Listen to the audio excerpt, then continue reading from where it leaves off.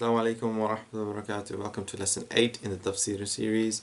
Alhamdulillah Rabbil Alameen. All praise is due to Allah. Allahumma salli ala Muhammad wa ala alihi. A'udhu billahi min ash-shaytanir rajim. Bismillahir rahmanir rahim. والعصر إن الإنسان لفي خسر إلا الذين آمنوا وعملوا الصالحات وتواصوا بالحق وتواصوا بالصبر. So another surah from the back of the Quran in Juz Amma, and this is another short surah, and this is the time. Allah subhanahu wa ta'ala swears by the time, alAsr. So does Allah intend Asr, the time of Asr, or time just in general, or the time of the Prophet sallallahu alaihi wasallam? So these are the different opinions. So this time vessel that events take place in, there's actors in it, that's us, people, and all the duties that we have to perform. Because as time repeats, we got to perform these duties, and 5 daily prayers that come on after the other. Ramadan comes once a year on a regular basis. We perform we perform the fasts of Ramadan. So time is such a concept that is very strange. If you start, I'm talking about time, but time is already going past. It's becoming the past. This moment is coming. This vessel is coming, and then that's it. It's gone. It's hard to explain time. Time is for everybody a different concept. You ask a mother, you ask a father, you ask a teenager, a child. Everybody has a different concept of time and how they deal with time themselves.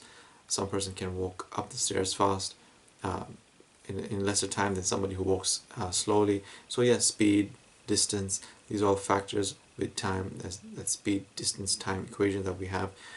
And due to technology as well, what we would walk in or a time it would take to go from one place to another, Makkah to Medina, 2 weeks, a month or so, now it will be just 4 hours in a day. You can travel across the world in a day in a plane.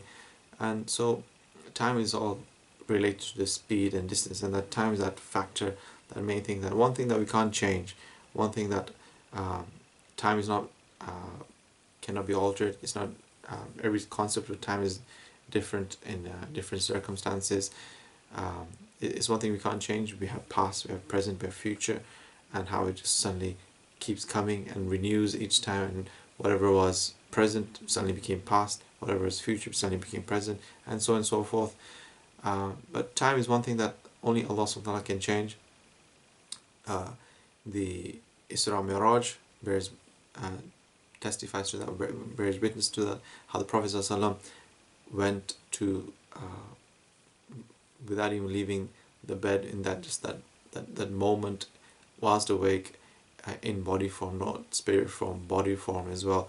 Went to the Masjid al-Aqsa, he went to the 7 heavens, he saw everything as if it was there. People who were going to be rewarded in Jannah had taken their positions and places and ranks, and people in the fire who were going to be punished had taken their places and their ranks in the heaviness of their sins and the deeds that they did, misdeeds that they did. So everything was already in place, and this the Prophet was back in Mecca after doing all that, seeing all that, as if the scales had been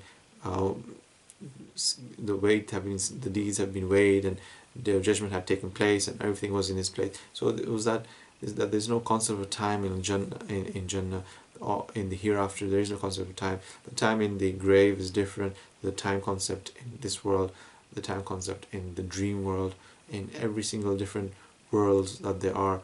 1 second here means something else somewhere else. So it's all very much so different. You read a book on time, and in the end you just realize that there's nothing that you understand now about time more further. So time is one thing that the only Allah subhanahu wa ta'ala can bend, can change, although His laws, everything works in the fashion how it does. 9 months for a child to be born, for that creation to take place, that process, but Allah subhanahu wa ta'ala can do kun fayakun, be and it is, and as it was for Yahya alayhi salam, for Isa alayhi salam, and for Adam alayhi salam. So concepts of time can be changed by Allah subhanahu wa ta'ala. He can bend it as He wants. He can make it as He wanted with Prophet ﷺ when he was fleeing from Makkah to Medina, migrating, and he went to the cave Thawr, and in there with Abu Bakr radiallahu anhu, they went inside, and outside straight away there was a cobweb spun up by a spider. That's not normally how it takes time to do, and as well as a nest of eggs. That's not how it normally would take a time to do. But Allah subhanahu wa ta'ala is able to do all things bend time as He wills as well. He sent Prophet Nuh alayhi salam 950 years dawah. He sent Prophet Muhammad sallallahu alaihi wasallam 23 years dawah, or let's say 13 more main years in Medina, when we had that state, we had that capital, and now Islam can flourish and nourish from that one place, and it spread. So how it did. So someone spent for many years for dawah. So the concept of the whole time to previous generations, and now it's all different. It's a very strange thing indeed. But the main thing is, as Allah subhanahu wa ta'ala says, alAsr. By the time Allah is swearing by it, Allah is taking an oath by it to show its importance. This few ayahs as a miracle. It kind of explains everything about life, what we need to understand. As it carries on, alAsr. Innal insana lafi khusr. Indeed, man is in loss. Man, jinn, whoever comes in that duty bound, who has a duty to do with Sharia, with praying and with fasting and with salah and with zakat, whoever has to do things and good deeds and stay away from bad deeds and refrain from such things as life comes and whatever event comes in front of us, man is in loss. Whoever is duty bound by in terms of worship, that's us, the clay creatures and the fire creatures, we are in loss.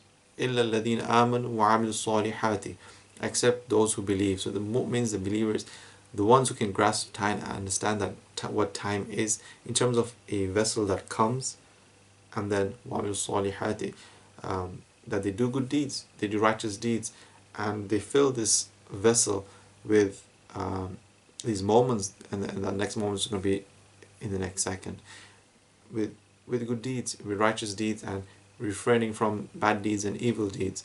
So this is what we have to understand, that it's coming, every single time it's coming. When are you going to take the opportunity to fill it up with good? No point doing it with a qada, not making up a missed prayer, doing a qada prayer.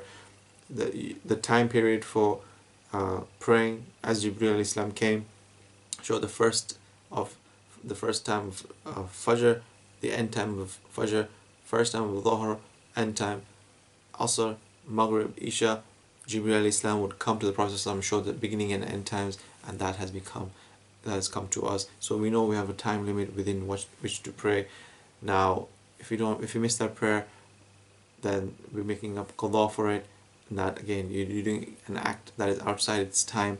So the reward, if you make it up later on, it's kind of like a tick that you performed it later on. It comes in the book of deeds that okay, you performed that, but later, outside of its time, you won't get the full reward. So that moment, the vessel that comes, or the believer who does righteous deeds and actions, feels that moment then and there, that's it. Now I need to put in this moment, my prayers and my dhikr, let's say my subhanallah, my alhamdulillah, la ilaha illallah, Allahu Akbar. The difference between one level in Jannah and the next is a subhanallah. It's just that moment of that. Reciting the Quran, Jannah al-Firdaus is for the Muslims, for the believers, for the Ummah of the Prophet ﷺ. And Jannah al-Firdaus has many levels as the ayahs in the Quran, 6,000 and so forth. So you want to be in the next level, you memorize the Quran. You have that time to memorize the Quran. So make the most of each time that comes. Only the believer understands that concept of time, and I need to fill in things that will be accepted by Allah, as it comes in the hadith by Abdullah ibn Mas'ud radiallahu anhu, who narrates when Prophet says that لا تزول قدم ابن آدم يوم القيامة من عند ربه حتى يسأل عن خمس, that on the day of judgment, when we are before Allah subhanahu wa ta'ala in His court, the feet of the Bani Adam people will not move, you cannot even take a step until you be asked about 5 things. And umrihi, so your time, your age. Age is your vessel. It's as it is. It's an ice block melting every single day. Everybody's given 60 years, 50 years to live, 80 years, whatever it is. It's melting every single day, every single moment. It's melting away, and our life is melting away. It's the most valuable thing that we have. We need to understand it and grab it, grab the moment, grab that vessel every single time it comes in front of us, which is every second, and do put khair in it, good in it, and act upon it. So you'll be asked about your age, your time. What did you do with your life, your whole life? What did you do with it? Every single moment of your life, and it's all being recorded. Allah subhanahu wa ta'ala has kiram and katibin. He has the earth. He has our own bodies recording it. As it is, our lips will be sealed on that day, and even our whole body will speak. Our hands, what they did, our feet, where they walk to, what did they do? So every single part of our body will testify against us as well. Let's not make it so that it has something bad to say about us, and our time that we spent with it was in something bad or evil and misdeeds. So we'll be asked about our life. We'll be asked about an shababihi. So is Allah not asking about the whole age, every single moment of it? No, Allah is asking about specifically in this hadith, your age, your shabab, your youth, that prime age where what you do is faster. You can walk up the stairs faster than the old man whose time concept is even more slower to go up the steps. Your ibadah, you can do it more fully, and it's at the peak. You're at your peak of your powers with your youth. So how are you using that time? Allah subhanahu wa ta'ala is really interested in that moment when you're the strongest that you can be. How are you worshipping Allah subhanahu wa ta'ala when you have that speed and distance? All is not an issue now. So time is not an issue, that you can make the most of that time. So Allah subhanahu wa ta'ala wants to ask about that specifically. Let's understand why He wants to ask about that specific time. An malihi, and then every time period of your life, your wealth, how do you earn it? So you'll be like every single moment, have you been earning halal your whole time? And then on top of that, where were you spending it? You had that definitely about zakat, to give in charity, that obligatory charity that we need to give once a year if we meet the minimum threshold. But what about involuntary sadaqah, the charity extra on top of that? That moment we had this money, a request came, the Prophet would never turn down one who comes and begs.